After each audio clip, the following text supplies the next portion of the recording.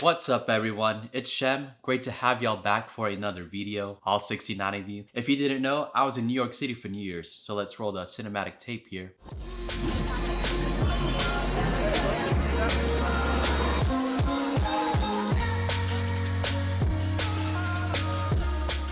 And now I'm back in Houston, back in that corporate 9-to-5 life, and it got me thinking, after every vacation you take, you really should be reviewing your expenses to see what you can improve on next time. If you're familiar with Agile, think of it like a sprint review, but for your expenses. Lastly, this part is optional, and that is to make a YouTube video of your expenses in a big American city and see if you can get Graham Stephan to react to it. Now, one final thing before we get into my day-to-day expenses, and that is the motion graphics and calculations on this video will be provided by the Python programming language. I thought I'd use my degree and entertain any comp sci people that happen to land on this video, and it's definitely not just because an Artlist subscription for motion graphics is currently not in the budget. So with that being said, make sure to hit that like button for the YouTube algorithm. You're gonna activate those if statements in that algorithm if you do. And also subscribe while you're at it. Now, let's get on with the video.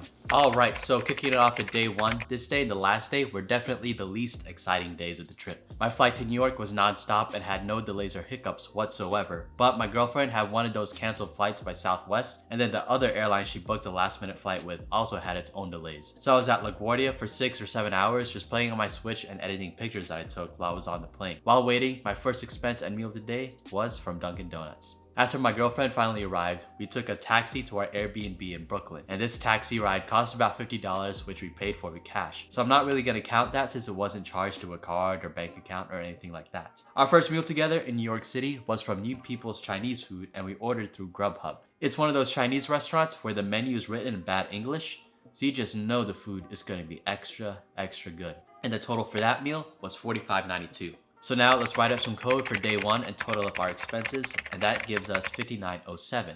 But since I'm an Amex Gold card holder, I get a $10 monthly dining credit that covers Grubhub expenses. So a few days after I charged the Grubhub order to my card, I got a $10 credit back to my statement. So really, the total for day one is being brought down to $49.07.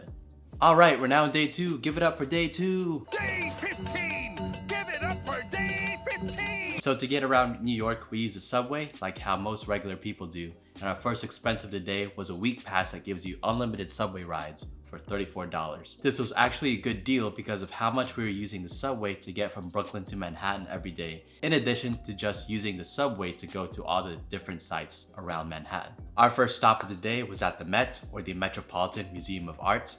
My girlfriend loves art museums, and I love going with her to art museums and taking some cool pictures of her looking at art. After going through the exhibits and having to squeeze through all these crowds of people at the Met, we got lunch at the Met Cafe. I think just the sandwich I got was $17.96, so the food was obviously really overpriced, and the sandwich had a weird tasting Gouda cheese on it too. My girlfriend got 3 or 4 things, and her total ended up being in the 40s. After lunch, we went to the American Museum of Natural History, or the AMNH. And now, I don't want to sound like a Karen, but I was a bit let down by my experience there. I've heard the AMNH all my life. My AP Bio teacher in high school would rave about how good it was, and talked about how he would visit the AMNH every time he would visit New York City. And also the night the museum movies also really hyped up the AMNH for me. And then when I went, there was all these kids running around and screaming, so it really took away from the immersion of the exhibits. Maybe one day when I'm back in New York again, I can give the AMNH another try if it's not the holiday peak season. Now between the AMNH and our dinner reservation, we went over to the Jollibee in Times Square. If you don't know what Jollibee is, it's basically the Filipino McDonald's, except it's better than the regular McDonald's in every way possible. So when we got to Times Square, there's just so many people there. In the touristy parts of New York, like Times Square and Fifth Avenue, it was just so crowded that I didn't have room to take that many videos or pictures. But I did find this one picture that I took across from the corner of Radio City Music Hall. After our snack at Jollibee, we had dinner at this Italian restaurant called Amali. The food was great, and if I remember correctly, the spicy water I got was $17. Now, would I spend $17 on a regular night out on a single drink? No. But if I'm on vacation, I'll pay a little extra for that fancy looking spicy water on the menu, because I've earned it. The dinner cost $142.60 including tip, but this isn't the true cost to me, and you'll have to stay until the end of the video when I explain why this is. So that's all the expenses for day 2. Let's add it up, and the total for day 2 is $263.44. So kicking off for day 3, we went to that area in Brooklyn where you can sightsee the Brooklyn and Manhattan bridges from. And that area also had a lot of shops and restaurants in this place called Time Out Market. Our first expense of the day was brunch for $52.60. Now this was a walking around day, so there's not that many expenses from this day. After brunch, we took the subway to Manhattan and walked around Chinatown and Little Italy, and walked around Chinatown and Little Italy, and walked around Chinatown and Little Italy.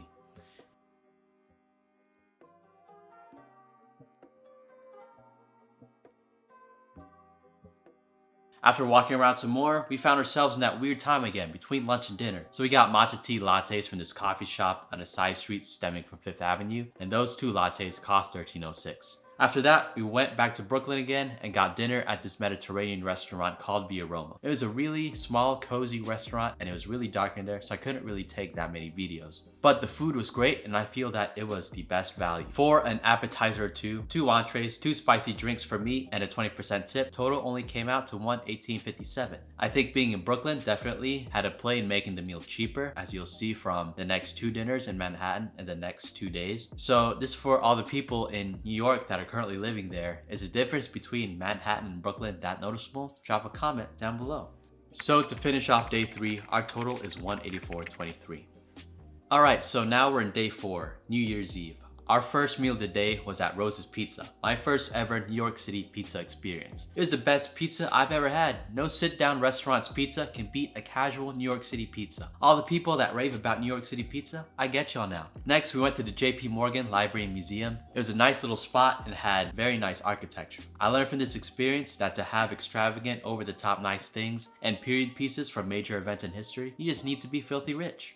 What got me was the coffee. I guess I'm not a coffee connoisseur because I ordered a macchiato expecting a Starbucks size serving, but it was in this tiny coffee cup that I finished in 5 sips for $5. We had a later dinner reservation that night, so this became a walking around day 2. We ended up at this spot in K-Town with a bunch of different shops and restaurants inside it. Our snack to tide us by until dinner cost $14.12. Eventually, we got to Nice Matin, or is it Nice Matin? Anyways, it's a French restaurant that we had our New Year's dinner at. 1 spicy drink and 1 mocktail from the bar, including tip, was $34.80. Our 3-course dinner was an appetizer, entree, and dessert plus tip, and this only cost $206.20. This was their New Year's special, and I think this was the best deal ever. Our main entrees were filet mignon and steak frites, which I feel that on a regular night would have been at least $80 to $100 on their own at a restaurant like this. No appetizers or desserts included. That was our last expense of the day before going to Central Park to watch the fireworks for New Year's. So that makes the total for New Year's Eve $293.76. Alright, moving on to day 5. Our first meal of the day were some Philly cheesesteaks at this sports bar. We didn't know the Eagles were playing that day, so it was really packed in there. So we ate at this park area across from the Flatiron Building. Next was probably one of the highlights of the trip. I saw Hadestown on Broadway, which was also my first Broadway show. I was a theater kid in high school, and that show reminded me how fun it was to put on a costume and be someone else on the stage. Everything about it was magical and spectacular. The music, the acting, the story. I wish I could see a Broadway play every day and enjoy the finer things in life more often. If I were given the chance to watch Hadestown again for $143.47, I'd take it again in a heartbeat. Our last nice dinner in New York was at Fogo de Chao, a Brazilian steakhouse just off of 5th Avenue. This was the second Brazilian steakhouse I've ever been to, and the food was good, but not $234.55 good. Maybe the third Brazilian steakhouse I go to will be the one that absolutely knocks my socks off. So that wraps up our New Year's Day expenses with a grand total of $437.29. So now we're in day 6, our last day in New York. Our Uber to LaGuardia was $28.10, Airport Shake Shack was $15.93, and knickknacks from the airport gift shop were $34.67, making the total for this day $78.70. So now we've made it to the end. Let's add up all the days together, and that makes the total cost of the trip $1306.49. But wait!